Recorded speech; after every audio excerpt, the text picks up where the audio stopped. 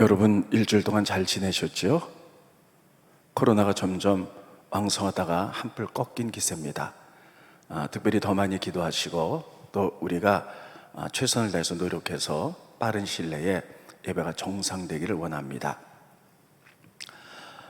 오늘은 예수님과 칼에 대해서 좀 말씀을 전하는데, 칼하면 전쟁, 살생, 이런 위험한 이미지입니다. 반면에 예수님은 평화, 생명, 비폭력 이런 상징이죠. 그래서 예수님과 칼하면 별로 어울리지 않는 이런 단어들입니다. 근데 성경에 보면 예수님이 칼에 대해서 몇 가지를 언급을 하신 것을 볼 수가 있습니다. 그래서 오늘 칼에 대해서, 물론 예수님이 칼로 일어난 자는 칼로 망한다, 이렇게 말씀한 것도 있지만, 이 칼이라는 의미는 성경을 여러 군데 보면 꼭 전쟁, 살상 이런 것만 의지하진 않습니다. 그래서 오늘 예수님이 말한 칼에 대해서 두 가지로 좀 말씀을 전하도록 하겠습니다. 오늘 본문의 말씀입니다. 예수님께서 제자들을 십자가 지시기 전에 다 모아놓고 이렇게 얘기합니다. 예전에 내가 너희들에게 전도를 보냈을 때 배낭도 갖지 말고, 그리고 전대도 갖지 말고, 그리고 신발도 갖지 말고 너희에게 전도하라 말했는데 그때 부족함이 있었느냐? 물어봤더니 제자들이 없었습니다. 그러나 내가 이제 너희에게 다시 말한다. 이제는 너희가 배낭도 들고 전대도 들고, 그리고 겉옷 있는 자는 팔아서 칼을 사라, 이렇게 얘기해요. 그랬더니 제자들이, 예수님 우리가 지금 칼이 두 자루가 있습니다 하고 두 자루를 딱 내놓습니다. 그랬더니 예수님이 족하다, 이렇게 말하는 것이 본문의 말씀입니다. 이런 본문의 말씀은 우리가 해석하기가 굉장히 어려운 성경의 난해한 구절 중에 한 구절이 오늘 본문의 말씀입니다. 그럼 이 본 말씀을 통해서 오늘 하나님이 우리에게 주신 교훈들을 좀 차근차근 첫 번째로 풀어나가 보도록 하겠습니다. 예수님께서는 지금 이 상황이 어떤 상황이냐면 십자가를 지시기 전이에요. 이 말씀을 한 다음에 예수님이 붙잡히시고 십자가를 지십니다. 그때 예수님이 그들에게 이렇게 얘기합니다. 내가 너희에게 전에 선교 여행을 보냈을 때 배낭도 그리고 전대도 그리고 신발도 갖지 말라 그랬는데 그것이 부족하더냐? 그러니까 제자들이 아닙니다, 이렇게 얘기를 하죠. 스크린 보십니다. 누가복음 22장 35절에 보면 그들에게 이르시되, 여기서 그들은 제자들입니다. 내가 너희를 전대, 배낭, 신발도 없이 보냈을 때에 부족한 것이 있더냐? 이르시되 없었나이다. 그러면 여러분, 이건 지금 십자가 지시기 바로 전에 하신 말씀이고요. 그 전에 예수님이 인기가 대단히 많을 때, 그리고 예수님의 초기 사역 때 예수님은 제자들에게 이제 선교 여행을 보내면서 사실 이 말씀을 했어요. 누가복음에 이 말씀이 나옵니다. 누가복음 9장입니다. 스크린 보시죠. 누가복음 9장 2절에 보면 제자들을 선교 여행을 보내면서 하나님 나라를 전파하며 앓는 자를 고치게 하려고 너희들에게 내보내시며 전도했죠. 이르시되 여행을 위하여 아무것도 가지지 말라. 지팡이나 배낭이나 양식이나 돈이나 두벌옷을 가지지 말며. 보면 처음에 예수님이 선교 여행을 보냈을 때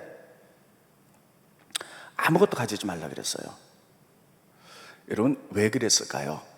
이것은 예수님의 초기 사역 때였어요.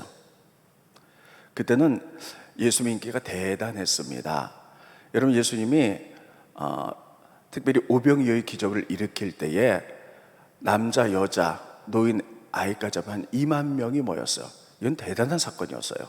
왜냐하면 그 당시에 예수님이 그 갈릴리에서 그 사역을 하셨는데, 이때 하셨을 때 갈릴리의 사람들이 8,000명밖에 안 살았어요. 그러니까 별로 그렇게 사람이 많이 살지 않던 그 시대 그 지역에 약 2만 명 이상 모였다. 이거는 예수님의 인기가 대단했다는 거예요. 그래서 예수님의 말씀을 듣기 위해서 이스라엘 전체에서 사람들이 온 것을 알 수가 있지요. 그렇기 때문에 그 당시에 예수님께서는 제자들에게 이게 선교를 보내면서 이렇게 얘기하는 거예요. 너희 선교 갈 때 배낭도 필요 없고 전대도 필요 없고 신발도 필요 없다. 너희들이 복음을 전하면, 값없이 전하면 그들이 다 너희를 영접해서 너희들이 마음껏 전할 수 있다. 그때 상황은 그랬어요. 그런데 그때는 예수님이 이렇게 말씀하셨거든요. 근데 지금 다시 예수님이 이제는 십자가 지실 때예요. 십자가 지시고 이제 곧 돌아가시거든요. 그럼 상황이 지금 많이 달라졌어요. 그 당시에 처음에는 예수님을 대단히 많은 사람이 존경하고 따랐지만 지금은 예수님을 이단으로 보는 거예요. 예수님을 십자가에 못 박아라. 민심이 바뀌었어요.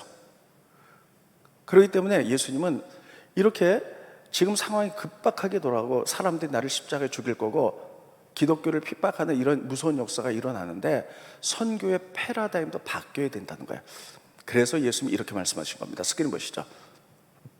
누가복음 20장 36절에 이르시되 이제는 상황이 바뀌었다. 전대에 있는 자는 가질 것이고 돈도 갖고 가고 배낭도 그럴 것이고 검 없는 자는 겉옷을 팔아 살쩌다. 검을 갖고 가라. 이렇게 말해요. 그럼 여기서 여러분 검은 뭘까요? 지금 너희들이 사실은 굉장히 환난과 핍박의 시대가 오기 때문에 너희들 스스로를 보호할 필요가 있다는 거예요. 그다음에 예수님이 진짜 검을 갖고 가라는 게 아니라요. 이 검의 표현은 너희들 스스로 보호할 수 있는 몸을 조심해서 경계하면서 선교를 하라라는 이런 의미예요. 예수님은 이 검에 대해서 이렇게 말씀하셨거든요.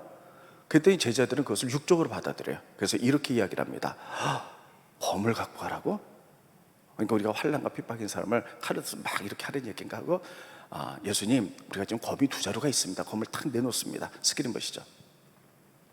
누가복음 22장 38절에 보면 그들이 여짜오되 주여 보시옵소서 여기 검이 2이 있나이다. 근데 예수님께서 뭐라 그러면 족하다 하시니라. 이 22장 38절은요 여러분 성경이 만들어진 이후로 지금까지 굉장히 난해한, 그래서 많은 신학자들이 이건 이럴 것이다 저럴 것이다 하고 해석하기 굉장히 어려워하는 내용 중에 이 말씀이 이 내용입니다.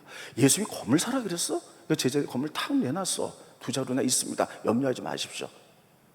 근데 여러분 이 내용이 사실은 요즘 신학자들에 의하여 많이 밝혀졌습니다. 예수님이 이렇게 말했거든요. 족하다. 다시 한번 보여주세요. 그 부분 스크린. 대답하시되 족하다 하시니라. 이 족하다는 말을요 원어의 그 당시에 이스라엘 민족의 상태로 보면 이런 얘기예요. 됐다. 너희들이 지금 무슨 말 하는 거냐? 여러분 우리도 그럴 때 있죠. 막 이렇게 설명했는데 못 알아듣고 엉뚱한 말 할 때 있어요. 그러면 됐어 이렇게 말하잖아요. 바로 예수님이 이런 표현이라는 거예요. 예수님은 이제는 상황이 달라졌으니까는 겉옷을 팔아서 검을 사라는 것은 이제 너희가 선교 여행 나갈 때 많은 환난과 핍박이 있기 때문에 잘 너희가 보호해서 나가야 된다. 예수님이 이렇게 가르쳤는데 제자들은 진짜로 그것을 육으로 받아들여서 검을 2자루를 탁 내렸습니다. 그러니까 예수님이 어이가 없어서 됐다, 족하다, 그거 못 알아듣냐? 이런 의미입니다. 아무튼 여기에서 오늘 본 말씀을 통해서 하나님이 우리에게 주시는 교훈은 뭐냐면요, 예수님이 제자들을 선교 여행을 보낼 때 상황에 따라서 여러분 그들에게 보내는 방법이 달랐다는 거예요. 그러니까 패러다임이 달랐다는 거예요. 상황이 좋을 때 너희들을 영접할 거니 아무것도 가져가지 말아라. 그러나 지금은 예수님이 십자가 지시기 직전이고 상황이 다 달라졌어요. 이단으로 보고 예수 민사를 핍박하고 환난. 그러므로 너희들은 다 먹을 것 입을 것 준비하고 그리고 너희 스스로 보호해서 가라. 선교의 상황이 이렇게 달라진 것을 알 수가 있어요. 그러면 여러분 이 말씀을 통해서 하나님이 오늘 우리에게 이 시대에 주는 교훈은 무엇이냐? 교회의 앞으로의 전도의 또 선교의 패러다임이 달라질 것이라는 것이에요. 이번 코로나를 통하여 여러분 교회에서 집단 감염이 많이 되어서 모든 뉴스마다 교회에 모이지 말아라, 이게 보편화돼서 뉴스가 나가다 보니까요 많은 사람들이 교회에 대한 잘못된 이미지를 갖고 있어요. 그래서 아이들도 교회 가기 싫어하고 심지어 어른들은요 교회 간다 그러면 이상하게 생각하고, 그리고 직장에서도 교회 가지 말아라 이렇게 해서 여러분 코로나가 끝난 다음에 교회에 대한 이미지가 상당히 많이 바뀌게 될 것입니다. 그러면 선교에 대해서도 전도에 대해서도 굉장히 많은 우리들이 다른 패러다임으로 일하지 않으면 어려운 시대가 오게 될 거예요. 우리나라에 60년, 70년, 80년대에는요 선교가 열려 있었어요. 그래서 교회가 하나 세워지면 막 사람들이 교회로 몰려들었고, 그리고 지금부터 한 40몇 년 전에 저도 CCC 활동을 하면서 그때 선교 여행을 막 이렇게 나가고 그럴 때는요, 선교단에서 나갈 때는요 정말 이대로 예수님 초기 사역처럼 거지 전도 여행을 나갔어요. 그래서 전부 다 너희들이 먹을 거 걱정하지 말고, 그리고 나가서 복음 전하면 그 복음 전하는 집에서 너희가 밥을 얻어먹고 이렇게 선교해서 실제로 그렇게들 많이 전도했어요. 왜냐하면 그 당시에는 선교가 열려 있었고 그 교회가 그리고 부흥의 시대였기 때문이에요. 그런데 이제 여러분 지금은 시대가 또 많이 변했지요. 근데 앞으로 코로나가 끝나고 나면 시대가 더 많이 변할 거예요. 그래서 아마 많은 교회들이 어려움을 겪을 거고, 사람들이 교회에 대한 이미지가 달라져서 전도에도 어려운 시대가 올 것입니다. 여러분 이런 때에 우리들이 예수님의 초기 사역처럼 예수님이 거지 전도 여행처럼 우리가 무조건 열심히만 전도하고 입으로 발로 뛰면서 하면 되나? 이제는 그런 시대가 아니라는 거예요. 패러다임이 바뀌어서. 예수님도 많은 사람들이 예수님을 메시아로 초기 사역할 때는 아무것도 준비하지 말고 다 돼. 그러나 지금은 십자가를 앞두고 많은 사람들이 예수님을 이단으로 보고 환난과 핍박 시대에는 그렇게 해서는 안 된다는 거예요. 스스로 먹을 거 입을 거 준비하고, 그리고 너희들이 환난과 핍박을 해서 영적인 검 스스로 너희가 보호하면서 나가야 된다, 이렇게 가르쳐주고 있는 거예요. 그러면 우리가 전도에 대한 열정, 교회의 존재 이유가 이 땅에 하나님 나라를 세우기 위해서 전도해야 되는 거죠. 이 열정을 식어서는 안 돼요. 그러나 패러다임은 바뀌어야 돼요. 우리가 옛날식으로 이제 전도지를 가고, 물론 해야 되겠지만 나가서 예수 믿으세요 전도지 뿌린다고 되는 시대는 이미 코로나가 끝나면 이제는 안 되는 시대가 될 거라는 것이에요. 그러면 우리가 교회에 대해서 새로운 패러다임은 어떤 방법을 취해야 될까? 저는 기도하고 생각하면서 여러분에게 세 가지 것을 좀 말씀드립니다. 앞으로는 교회가 교회되고 교회를 통해서 하나님의 뜻을 이루기 위해서 이 세 가지가 앞으로는 있어야 된다고 생각이 됩니다. 첫 번째는 각 교인들의 성결이에요. 거룩이에요.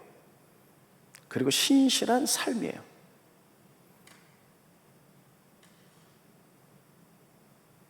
두 번째는 교회 본질입니다. 교회 본질이, 여러분 교회 내에서 초대교회가 이렇게 얘기했죠. 서로 나누고 섬겼죠. 그래서 나눔과 섬김의 삶.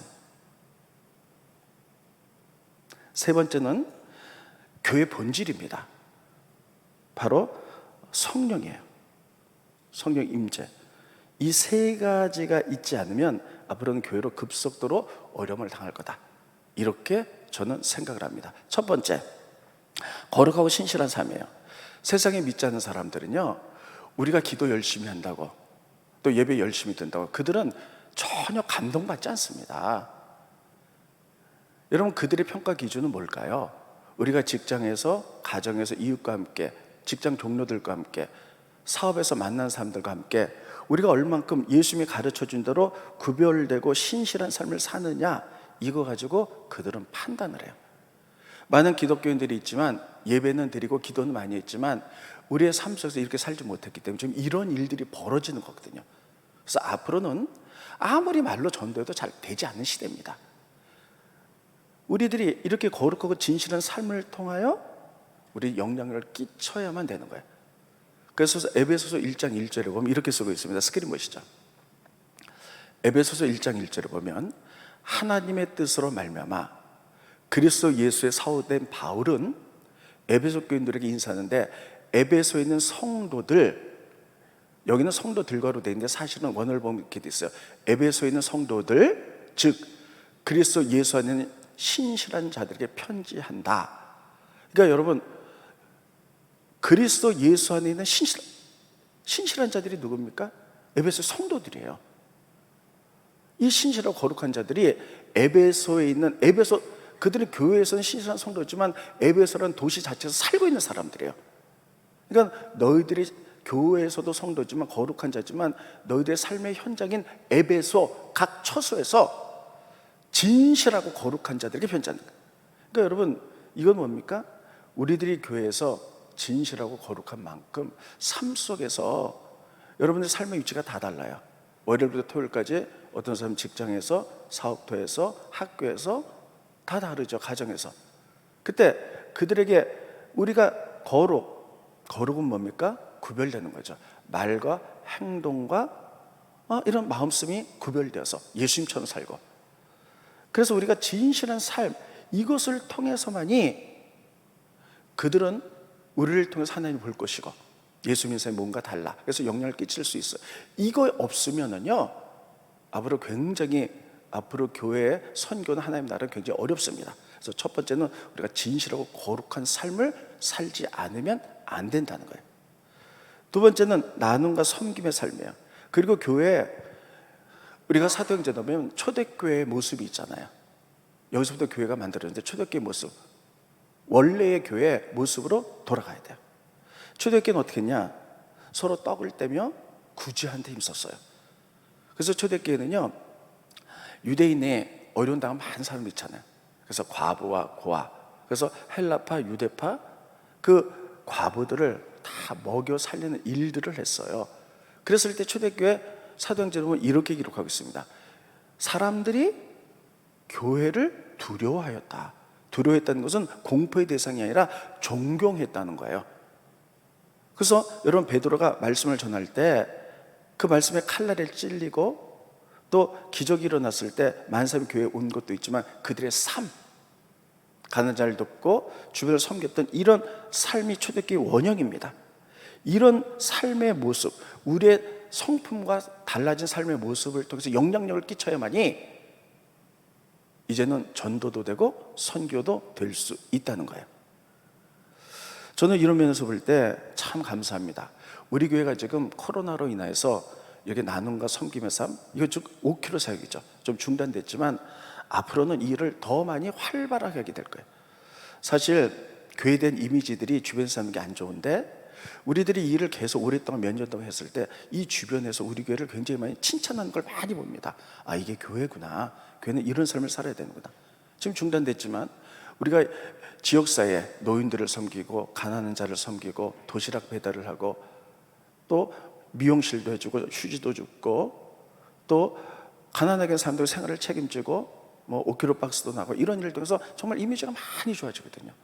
믿지 않는 사람들이 이것을 가지고 평가하는 거예요. 앞으로 패러다임은요, 코로나 이후로 너무 많이 달라질 거예요. 아무리 말해서 예수 믿고 천국 가십시오 해도 안 받아들이는 시대가 됐어요.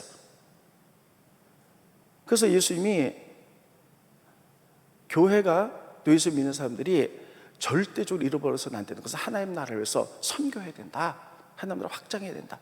그러나 방법은 상황에 따라서 바뀐다, 이렇게 말하는 거예요.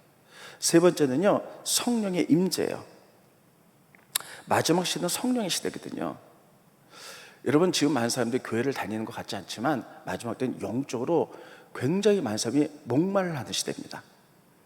모든 것이 기계화되고 또 로봇들이 다 한다 그러죠. 근데 끝까지 없어지지 않는 직업 중에 하나가 두 가지가 있는데, 하나는 심리학자, 하나는 목회자라는 거예요. 왜냐하면 아무리 로봇가 뭐를 다 해준다 할지라도 마음의 상처는 로봇이나 기기나 과학이 만져줄 수 없어요. 사람은 영혼이 있기 때문에 그것을 만져주는 심리학, 또 그들의 영혼을 책임지고 그들의 구원의 문제를 다루는 교회 목회자는 끝까지 없어지지 않는다는 거예요. 이거 왜냐하면 하나님이 사람을 이렇게 만들었기 때문이에요. 그래서 여러분, 교회가 사람들이 많이 변한 것 같지만 그들은 다 영적으로 목말라 했어요. 진리가 뭔지 몰라서 그런 거죠. 그때 초대교회도 그랬어요. 다 예수님을 이단으로 보고 예수 믿는 사람을 돌로 치려고 했을 때 성령의 강력한 임재들이 나타났어요. 그래서 영적인 경험을 합니다. 그래서 성령의 임재를 통하여 하나님 살아계심을 체험하는 거예요. 여러분, 여기 사과가 있는데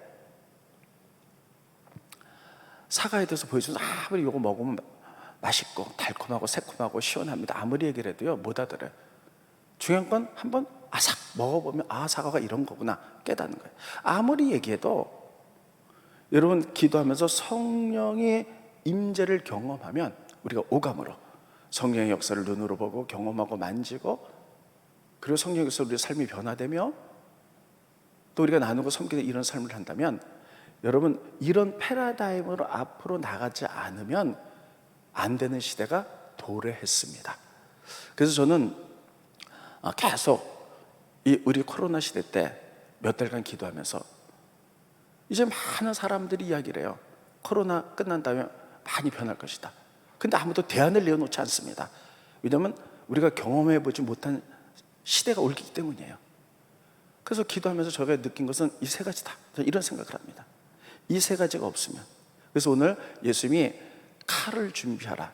그래서 예수님이 첫 번째 검에 대해서 얘기한 이 부분은 우리가 선교에 대한 열정을 식어서는 안 된다.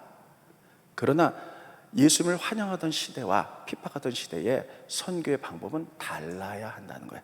그래서 우리들도 앞으로 이렇게 우리가 정말 진실한 삶, 두 번째 교회 본질로 돌아가서 나눔과 섬김, 사랑을 나타내는 삶, 세 번째 초대교회는 성령의 역사이기 때문에 성령의 임재를 경험하는 교회.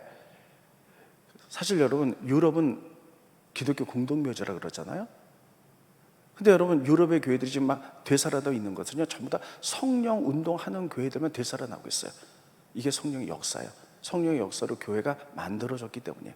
그래서 앞으로 우리가 나가야 될 길은 이거다. 저는 이렇게 분명히 믿고, 물론 여기에 대해서 몇 가지가 더 추가될 수가 있겠지만 저는 이런 생각을 갖고 앞으로 코로나 끝나도 이런 일에 더 집중해서 우리가 더 좋은 교회, 하나님 나라를 세워나가는 교회로 만들어 가도록 하겠습니다. 두 번째, 예수님이 요한계시록에 보면 또 검에 대해서 말하고 있어요. 이 검은 뭐냐면 곧 말씀입니다. 검이 말씀임을 알 수 있고요. 이 말씀은 곧 성령의 본질임을 알 수가 있죠. 자, 스크린 보십니다. 요한계시록 1장 16절에 보면 특별히 사도 요한이 밤모섬에 유배를 갔다가 기도하다가 하나님의 환상을 보고 하나님의 음성을 듣는 장면입니다. 근데 예수의 모습이 이렇게 생겼어요. 그의 오른손에 7 별이 있고 그의 입에서 좌우에 날선검이 나오고 그 얼굴은 해가 힘있게 비치는 것 같더라. 그러니까 예수님의 입에서 좌우에 날선검이 나온다. 검이 나온다는 거예요. 이 검은 곧 말씀을 의미합니다. 좌우에 날선검. 자, 성경에 사실 그렇게 돼 있어요. 스크린 보시죠. 또 히브리서 4장 12절, 오늘 주보에 나와 있는 이번 주 암송 말씀입니다. 하나님의 말씀이 검이라는 거예요.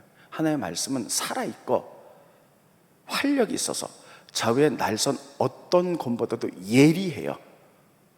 그래서 혼과 영과 관절, 골수를 찔러 쪼개기까지 하며 마음의 생각과 뜻을 판단하니. 자, 이거 다시 보면요, 예수님 하나님의 입에서 검이 나오는데 이 검은 하나님의 말씀이다. 성경에 이렇게 기록되어 있어요. 말씀. 그러니까 여러분, 검, 칼하면 하나님의 말씀이다. 이렇게 되어 있어요. 그러면 여러분, 이 말씀을 가지고 하나님 나라를 세워가야 되는 기반이 돼야 되는 거예요. 여러분, 또 예수님이 이렇게 말씀하셨어요. 하나님 나라 천국은 침노를 당한다. 스크린 보시죠. 마태복음 11장 12절에 보면 세례 요한의 때부터 지금까지 천국은 침노를 당하나니 침노하는 자가 빼앗느니라. 그러니까 여러분, 이건 굉장히 전투적인 용어예요. 천국은 하나님 나라죠. 하나님 나라는 침노를 당한다. 침노를 당하는데 하나님 나라는 침노를 통하여 이루어진다는 거예요. 이 침노라는 말은요, 이건 그 당시에 로마 시대 때의 군사적인 용어거든요. 침노는 뭐냐면요, 사실은 육박전이에요. 여러분, 로마 시대 군인들은 칼을 가지고 있었어요. 그래서 전쟁을 하잖아요. 그래서 로마 나라를 확장시켜 나갔잖아요. 근데 로마 시대 군인들의 칼은 굉장히 짧았어요. 짧고 굵었어요. 여러분, 검을 보면 우리가 중국 영화 보면 검이 이렇게 길잖아요. 그래서 이렇게 무용하듯이 싸움을 하잖아요. 근데 로마 시대 검은요, 동양의 검은 이렇게 길었어요. 근데 로마 시대 검은요, 짧고 단단했어요.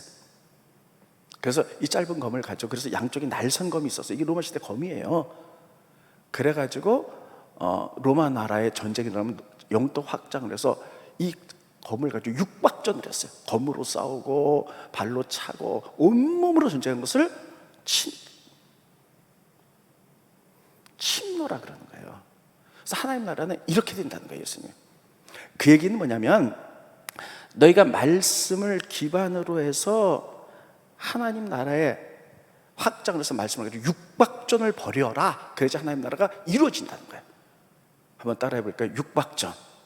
이건 굉장히 무시무시한 군대 용어예요. 근데 예수님이 이렇게 군대 용어들 쓴 것도 알 수가 있어요. 하나님 나라는 그냥 시시하게 예수 믿어서 이거 갖고 되지 않고 온 몸을 다해서 말씀을 기반을 통하여 된다는 거예요. 그래서 말씀을 기반을 통하여, 말씀의 기반이 아닌 것은 검으로 잘라내며 온몸으로 부딪혀서 진실한 삶과 섬김과 나눔에 말씀에 가르치는 삶대로 우리가 온몸으로 부딪혀서 이렇게 침노할 때 이루어진다는 거예요. 그러면 여러분, 하나님 나라는 말씀으로 기반이 돼야 돼요. 그래서 성경이 너무너무 중요해요. 왜 성경이 중요하냐?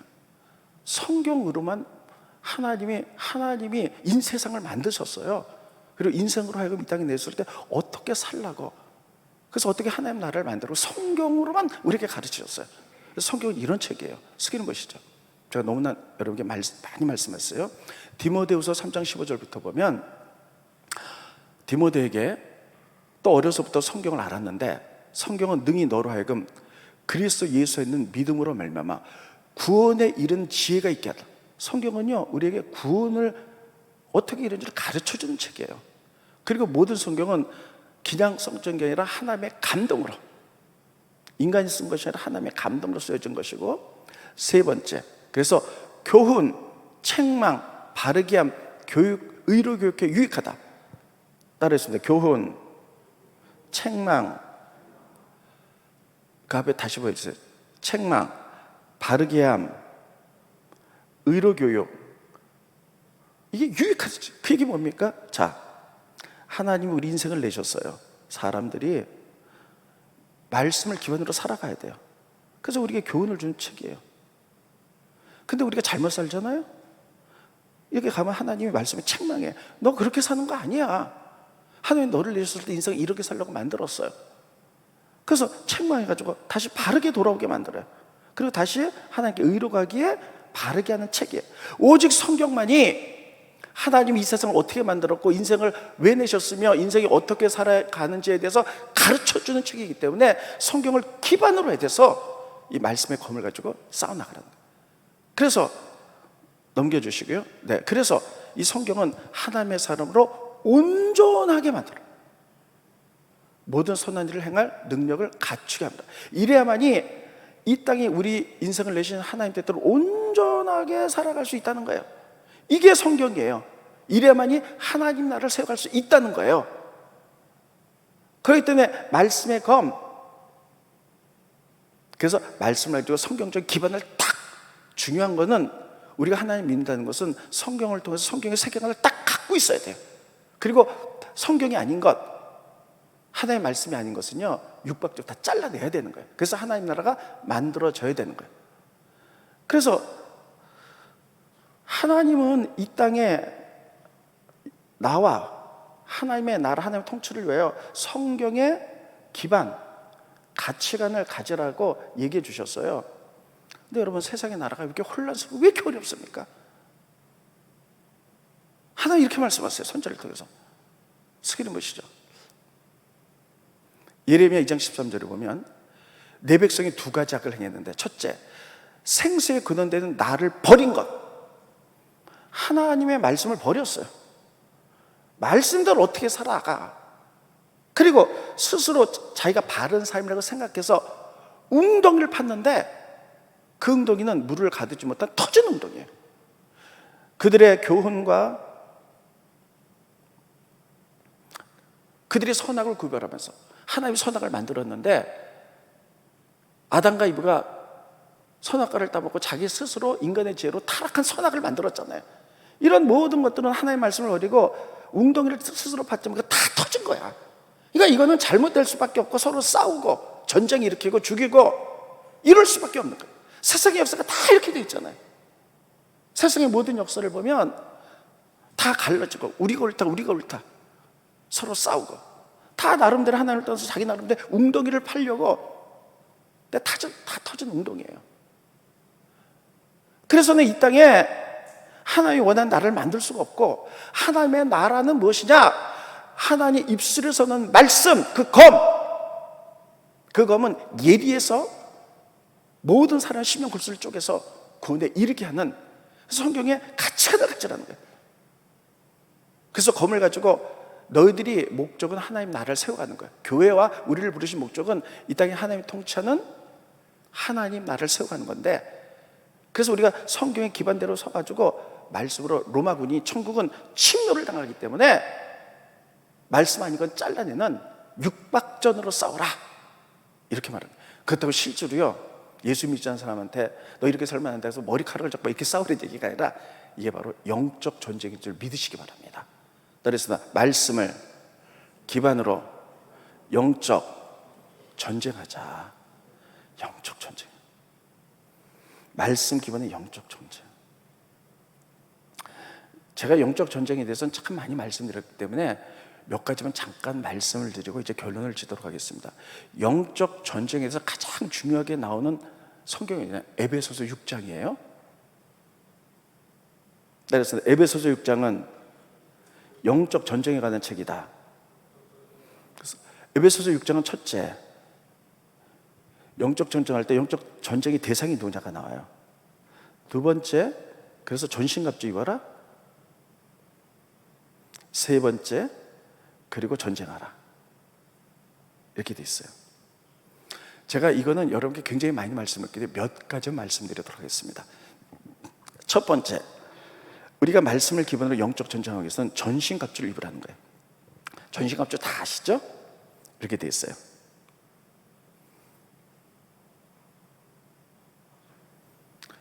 구원의 투구 써라. 말씀의 검 가져라.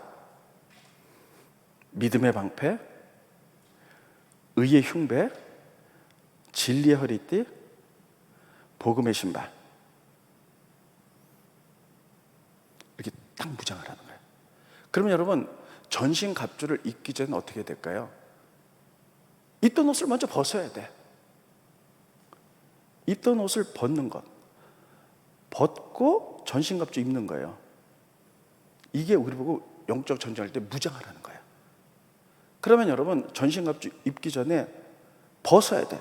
우리가 가지고 입고 있던 옷들, 세상의 가치관들, 세상의 욕망들, 내가 진리라고 여겼던 것들, 스스로 웅덩이를 팠던 것들, 그러나 그것이 터진 웅덩이라는 것 생각하고 이런 것들을 벗어내는 것. 그래서 하나님 앞에 잘못 사는 거 회개하는 것, 이게 가장 중요한 영적 전쟁입니다. 먼저 벗어내는 거예요. 자기 죄악을 벗어내고 잘못된 가치관을 벗어내고 말씀의 칼로 잘라내고, 이게 영적 전쟁의 첫 번째예요. 두 번째, 그리고 성령의 전신갑주 입어야 돼. 이래야만이 여러분 세상의 가치관과 타락한 영들과 6박 정도 전쟁할 수 있는 거예요. 우리의 옛날의 가치관, 죄악들을 입은 채로 전쟁하면 질 수밖에 없고요. 그리고 성령의 전신갑주 있지 않으면요, 100점 배패할 수밖에 없어요. 그런데 첫 번째 거 제일 중요한 게 머리죠. 구원의 투구부터 시작하죠. 구원의 투구. 이 투구는 뭘 보하는 거예요? 머리를 보하는 거예요. 머릿속에 뭐가 있어요? 생각을 보하는 거예요. 제가 여러분께 늘 말씀드렸죠. 생각이 가장 중요하다. 어떤 생각을 하느냐가 그 사람을 만들어요. 그 생각하는 게 모이면요, 이 중심이 되고, 이게 자기 가치가 되면 그대로 살아가요. 다 자기가 바르다고 생각한 대로 살아가는 거잖아요. 우리는 내가 바르다고 생각한 대로 살아가는 게 아닙니다. 이런 것은 버려야 돼. 말씀의 가치관대로, 예수님이 옳다고 말하는 대로 가. 그래서 이런 생각. 그래서 제가 늘 지난 빌립보서 할 때도 말씀드렸을 거예요. 무수한 생각이 들어가지만 말씀하니까 다 잘라내야 돼요. 이게 성령의 검으로 영적 전투 침략하는 거예요. 그래서 빌립보서에 생각이 들어올 때 이런 생각만 받아들이라고 제가 얘기했잖아요. 다시 한번 짚고 넘어갑니다. 스크린. 끝으로 형제들아, 무엇이든지 참되고 경건하고 옳고 정결하고 사랑받을 만하고 칭찬받을 만하고 덕이 있고 기름이 있는 이것들만 생각하고 이것들만 받아들이는 거예요. 이게 영적 전쟁의 시작이에요. 그래서 말씀의 가치관을 갖는 길입니다. 이게 성령의 전신갑주. 다른 것보다 이거부터 가자. 말씀의 가치관이 있어야 말씀의 검을 들었을 때 말씀하는 걸 잘라낼 수 있는 거잖아요. 그리고 세상을 향해서 잘못된 것에 대해서 그것과 육박전으로 싸워서 하나님 나라를 만들어 나갈 수 있는 거예요. 그러면 마지막으로 영적 전쟁의 대상은 누군가? 물론 마귀 귀신입니다. 그리고 세상의 가치관들이에요. 그런데 한 가지만 얘기합니다. 스크린 보시죠. 에베소서 6장 12절에 보면 우리의 씨름은 혈과 육을 상대하는 것이 아니라 통치자들, 옛날 성경에는 정사라고 나와 있어요. 권세, 어둠의 세상 주관자들과 하늘에 있는 악의 영들이라. 이거 제가 다 말씀드려서 알 수 있어요. 첫 번째, 가장 영적 전쟁의 실체가 뭐냐? 통치자들, 옛날의 정사.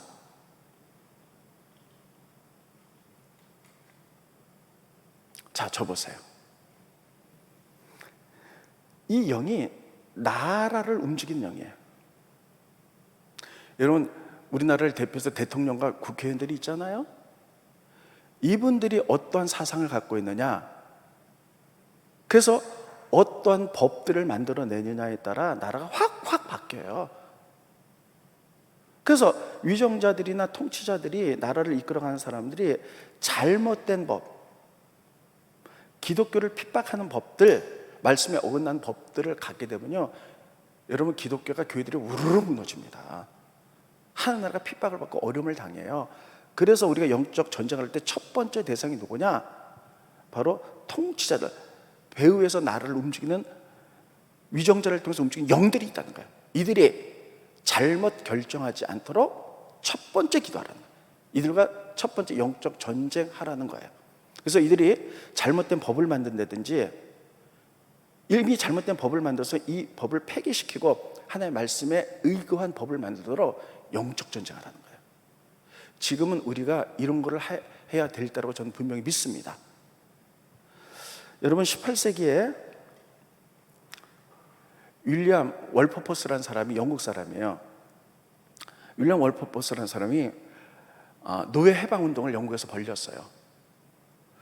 노예 해방, 흑인들이죠. 그런데 이미 영국에서요, 그 유럽에서 18세기에 이게 법으로 만들어졌어요. 흑인은 인간이 아니다. 노예로 쓸 수 있다. 성경에 의하면 그들이 저주를 받았다. 하나님이 그들을 노예로 써도 된다 그랬다. 그래서 이런 잘못된 법을 가지고요, 아프리카에 가서 노예들을, 여러분, 150년 동안에 1200만의 아프리카 흑인들을 잡아다 노예로 부렸어요. 엄청난, 이게 법으로 만들어진 거예요. 그래서 18세기 영국의 하원 의원인 윌리엄 월퍼포스가 성경에서 이건 아니다, 그래가지고 노예 해방 운동을 벌려갖고요, 법으로 그 법을 폐지시켰어요. 그래서 노예 해방이 났고요. 이것이 30년 뒤에 미국에 영향을 끼쳤어요. 링컨 대통령을 통해서 노예 해방이 해갖고, 여러분, 이 법이 폐지가 됐어요. 이런 악한, 여러분, 왜 이렇습니까? 흑인은 하나님께 저주받아서 노예로 부리는 것이 마땅해. 잘못된 법이 만들어져 갖고요, 여러분, 이렇게 엄청난 일을 벌린 거에 대해서 영적 전쟁하는 거예요. 이 정사들과, 법을 만든 사람들과. 그러면 제가 여기까지만 얘기할게요. 왜 이런 법들이 만들어졌는가? 성경에 대한 세계관, 말씀에 대한 가치, 세계관에 대한 지적 이해 부족이에요. 이게 참 중요합니다. 성경을 정확히 알지 않으면요, 자기 나름대로 해서 그래. 자, 여기까지만 얘기할게요. 잘 들으세요. 노항수가 끝났어요. 그래서 노아가 세 아들이 있었죠. 셈, 함, 야벳. 근데 어느 날 노아가 포도 농사를 짓고 포도주를 먹고 취해서 벌거벗고 잠이 들었어요. 근데 함이 이렇게 보더니 아버지가 벌거벗고 잠이 드니까요, 막, 야, 돌아가고 형제들한테 막 흉을 보니까 너희들 가서 봐라. 재미난 구경이 있다. 아버지 홀딱 벗고 잠이 들었다. 그러니까는 셈과 야벳이 그 얘기를 듣고요, 뒷걸음질해서 옷을 덮어두고 아버지 하체를 보지 않았죠. 그런데 노아의 옷을 술에서 깨어난 다음에 이것을 알고요, 그들을 각각 셈과 야벳은 축복하는데 함은 저주를 해요. 근데 이 함이 이게 흑인들의 조상이 됐거든요. 그래서 여러분, 유럽에서 흑인들은 저주를 받았다. 그래서 너희들의 종이 된다 그랬으니 그들을 노예로 부려도 된다 해가지고 그 다음부터 막 아프리카 흑인들 잡아다가 150년대 1200만의 흑인들을 이렇게 한 거거든요. 이게 성경에 잘못된 해석이에요. 스킬은 보세요.